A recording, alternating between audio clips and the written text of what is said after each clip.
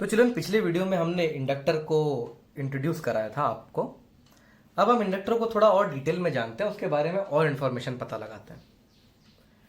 तो चिल्ड्रन सबसे पहले तो आपको ये पता है कि इंडक्टेंस को इस तरह से डिफाइन किया जाता है, magnetic field induced upon current. Self inductance का ये फॉर्मूला हमने पिछले लेक्चर में देखा था। तो सपोज हमारे पास एक इंडक्टर है और इस इंडक्टर में एक आई करंट पास हो रहा है।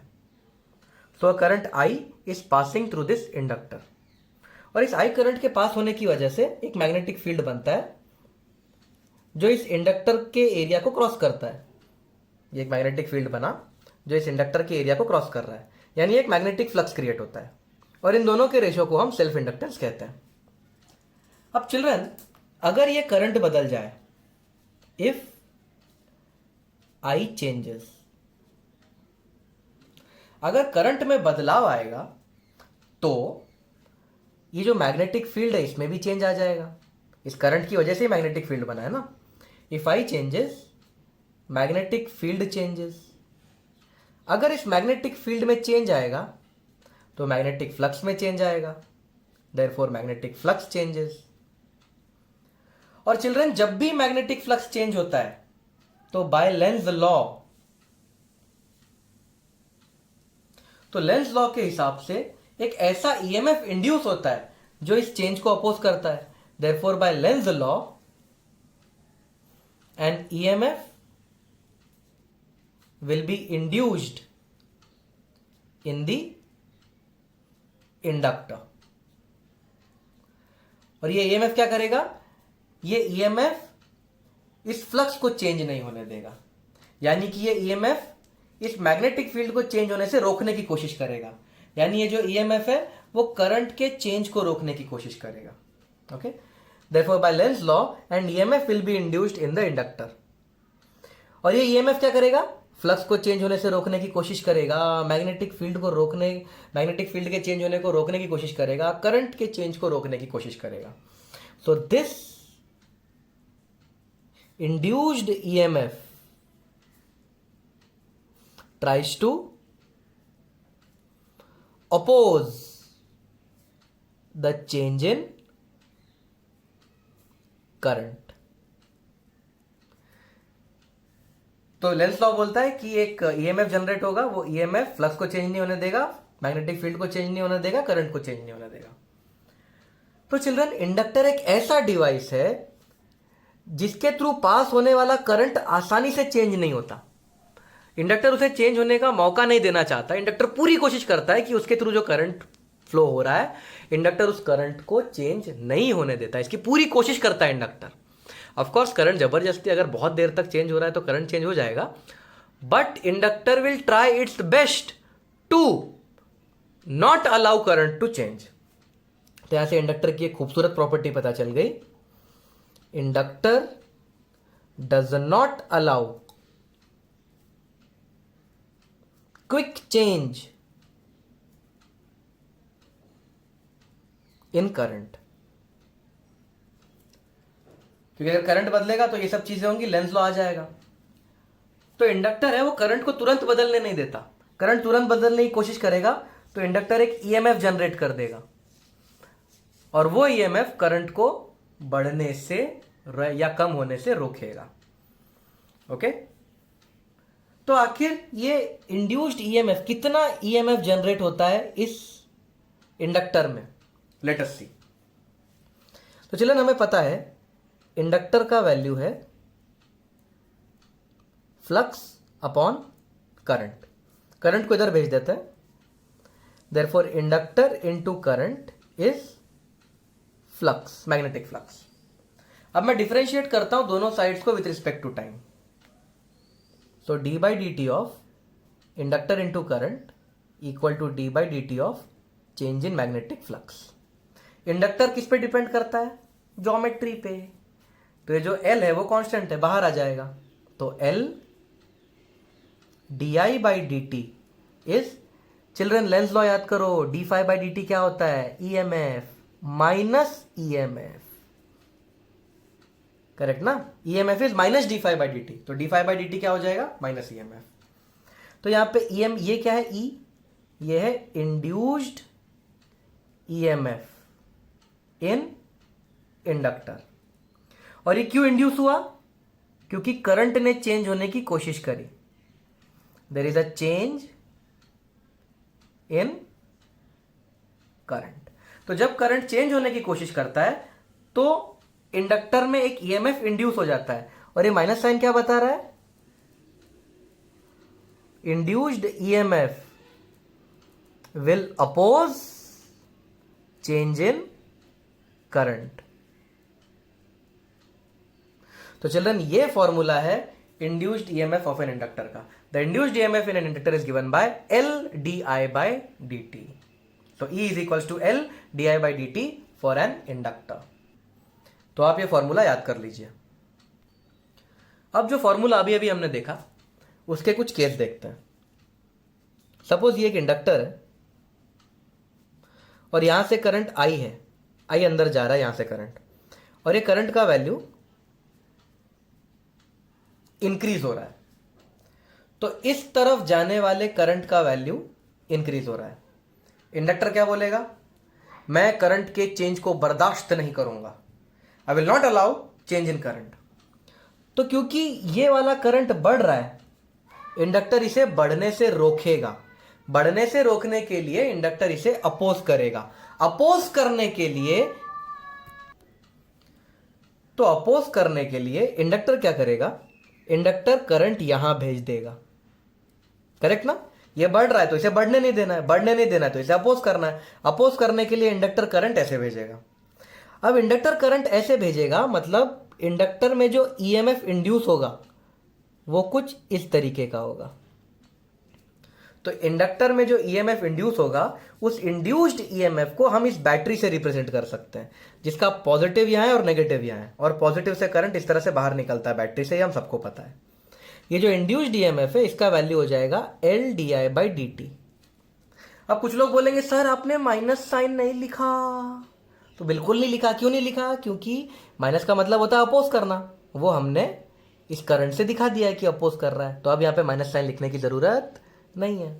The induced EMF is L D I by D T. अब दूसरा केस देखो। दूसरे केस में ये इंडक्टर है, करंट यहां पे है, लेकिन ये करंट डिक्रीज हो रहा है। तो क्योंकि ये करंट डिक्रीज हो रहा है, इंडक्टर इसे सपोर्ट करेगा, और सपोर्ट करने के लिए इंडक्टर को करंट इस डायरेक्शन में भेजना पड़ेगा। अब क्योंकि इंडक्टर को करंट इस डायरेक्शन में भेजना है, इंडक्टर की बैटरी कुछ ऐसी बनेगी, और इसका ईएमएफ होगा L D I by D T. ना चिल्ड्रन तीसरा केस देखते हैं। करंट यहां से एंटर कर रहा है और करंट इंक्रीज हो रहा है।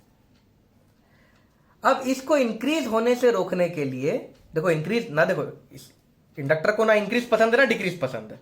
ये इंक्रीज हो रहा है तो इसको अपोज करेगा।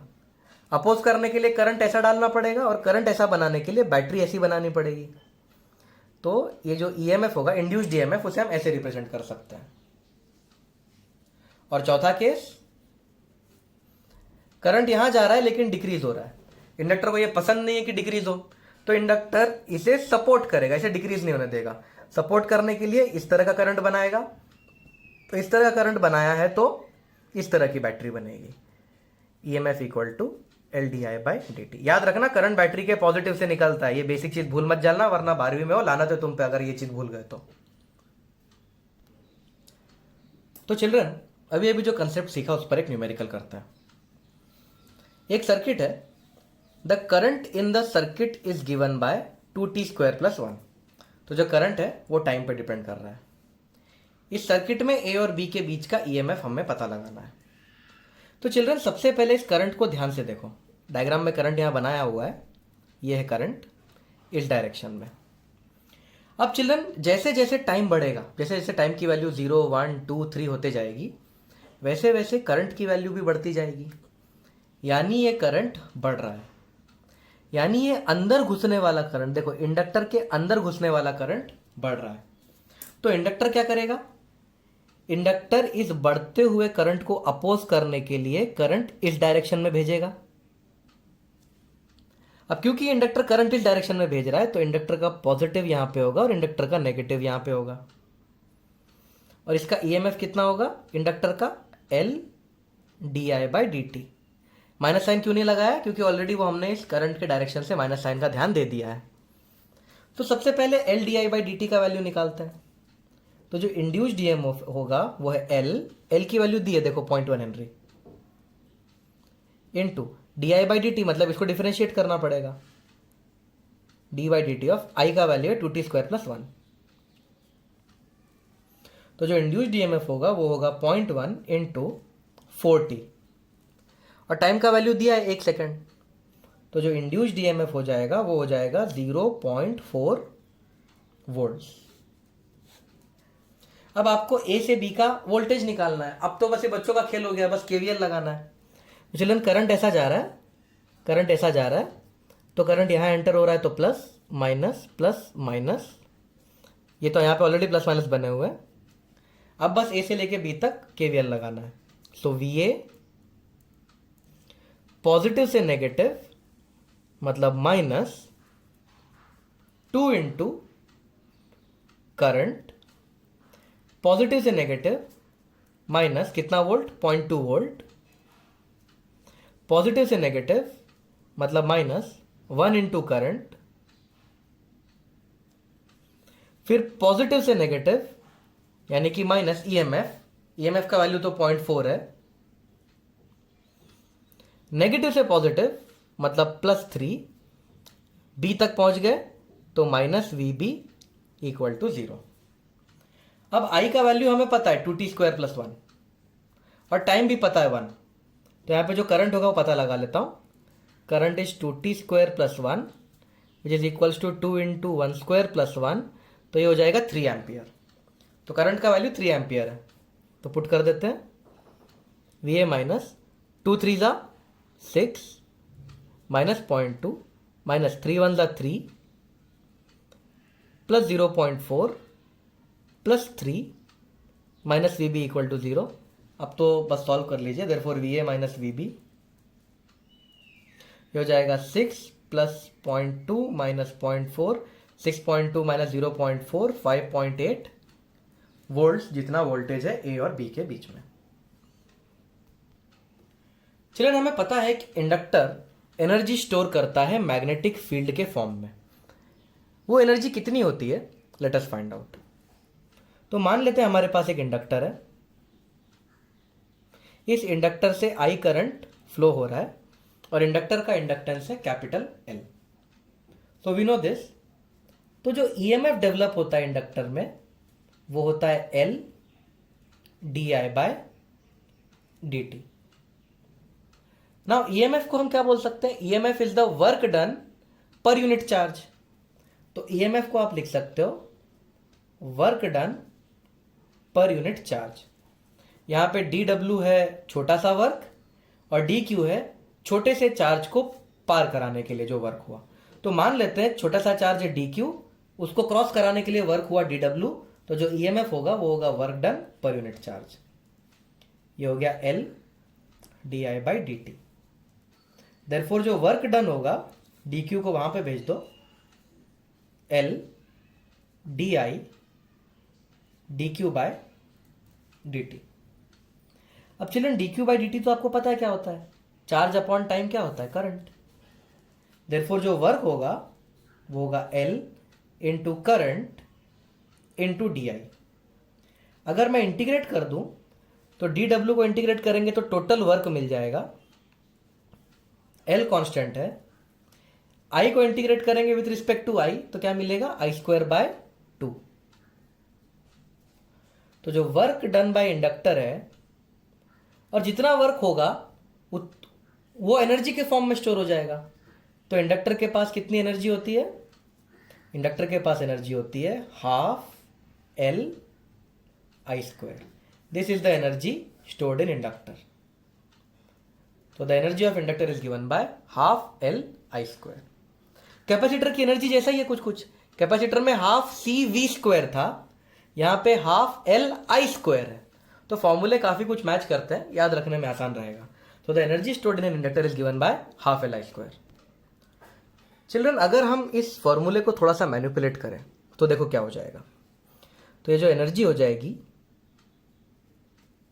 ये हो जाएगी हाफ। चिल्ड्रन इंडक्टर का वैल्यू क्या होता है फॉर अ सोलेनॉइड?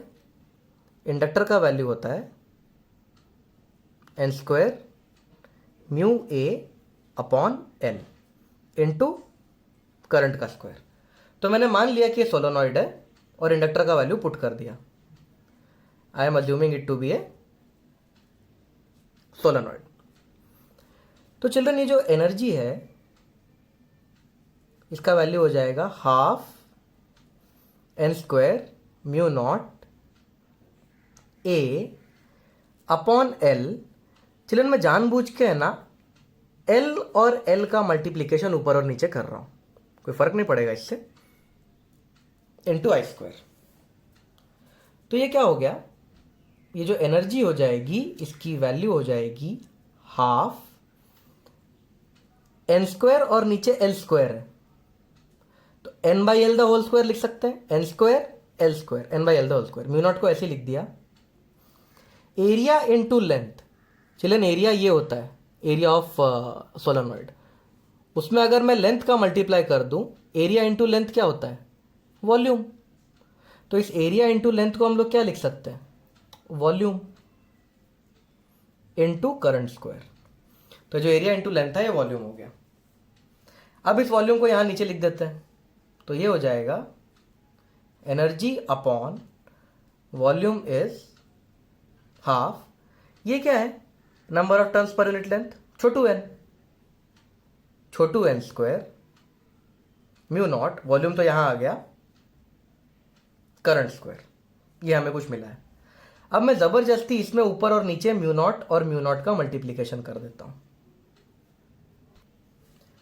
तो मैंने लास्ट लाइन को फिर से लिख दिया है। तो एनर्जी पर यूनिट वॉल्यूम कितनी हो जाएगी, एनर्जी पर यूनिट वॉल्यूम हो जाएगी half n² mu naught into mu naught square I² upon mu naught. तो इसको ऐसा लिख सकते हैं एनर्जी पर unit volume is equals to half, ये म्यू नॉट n का होल स्क्वायर है, म्यू नॉट n का whole square upon mu naught. चलिए म्यू नॉट n क्या है, mu naught n is the magnetic field of inductor. तो इसको मैं क्या लिख सकता हूं magnetic field of inductor the whole square. और चिल्ड्रन एनर्जी पर यूनिट वॉल्यूम के लिए जो वर्ड यूज होता है वो होता है एनर्जी डेंसिटी। तो चिल्ड्रन किसी भी इंडक्टर की एनर्जी डेंसिटी का ये फॉर्मूला है। तो this is the energy density. The energy density of any inductor is given by half into magnetic field का square upon mu naught. Energy density क्या होता है एनर्जी पर यूनिट वॉल्यूम। तो आपको दो फॉर्मूले याद रखना है इस टॉपिक में, एनर्जी ऑफ एन इंडक्टर जो है हाफ Li² और दूसरा है ये energy density half into magnetic field का स्क्वायर अपॉन म्यू नॉट। तो अभी अभी जो हमने टॉपिक पढ़ा उस पर एक क्वेश्चन देखते हैं। दो कॉइल्स है, उनकी सेल्फ इंडक्टेंस है 4 मिली हेनरी और 1 मिली हेनरी। उनमें जो करंट है वो सेम रेट से इंक्रीज हो रहा है। ये इंपॉर्टेंट पॉइंट है, जो करंट है वो सेम रेट से इंक्रीज हो रहा है। अगर दोनों कॉइल की पावर सेम है तो हमें निकालना है उनके करंट का रेशो। तो चलिए इस क्वेश्चन को ऐसा करते हैं। हमें पता है जो इंडक्टर होता है उसकी जो एनर्जी होती है it is given by half Li²। तो ये मेरे पास एनर्जी का फॉर्मूला है इंडक्टर का, लेकिन क्वेश्चन में पावर दिया है, क्वेश्चन में हमें पावर पे ध्यान देना है। तो चिल्ड्रन एनर्जी को अगर टाइम से डिवाइड कर दो तो पावर होता है। What is power, power is work done per unit time. Work done per unit time मतलब एनर्जी अपॉन टाइम। तो अगर मैं इसको टाइम से डिवाइड कर दूं तो मुझे पावर मिल जाएगा। चिल्ड्रन तो मैं क्या कर रहा हूं, टाइम से डिवाइड करने की जगह टाइम से डिफरेंशिएट कर रहा हूं। d/dt of energy is half Li² d/dt। तो ये हो गया d/dt ऑफ एनर्जी। क्योंकि पावर को हम किस तरह से डिफाइन करते हैं, power is the rate of change of energy per unit time. तो मैंने डिफरेंशियल फॉर्म का इस्तेमाल किया है। तो चिल्ड्रन ये हो गया पावर, हाफ तो कांस्टेंट है, एल भी कांस्टेंट है। अब अगर आप करंट को डिफरेंशिएट करोगे तो आई स्क्वायर को डिफरेंशिएट करोगे तो वो बनेगा 2i, लेकिन मैं डिफरेंशिएट कर रहा हूं विथ रिस्पेक्ट टू टाइम, तो मुझे चेन रूल लगा के यहां पे di/dt लिखना पड़ेगा। तो पावर का ये फॉर्मूला हो गया, हाफ से ये कट गया। तो power in case 1 is equals to power in case 2 ऐसा क्वेश्चन में दिया है। If both coil have same power, therefore L of case 1, current of case 1, change of current in case 1 should be equal to L in case 2, current in case 2, change in current in case 2।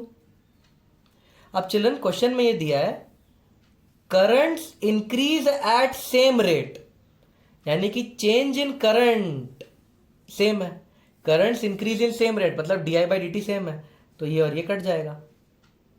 तो I1/I2 क्या हो जाएगा? I1/I2 हो जाएगा L2/L1। L2 की value दी हुई है 1 milli henry और L1 की वैल्यू दी है 4 मिली हेनरी, तो 1/4 इज द फाइनल आंसर।